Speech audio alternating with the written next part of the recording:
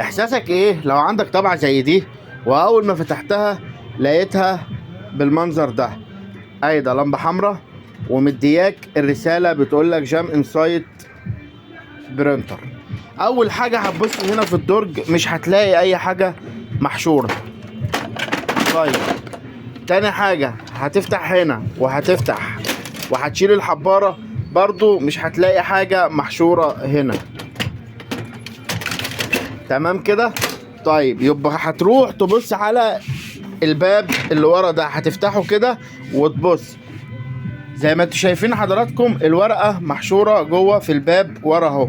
الابيض ديت هي الورقة محشورة لفة على جراب السخان.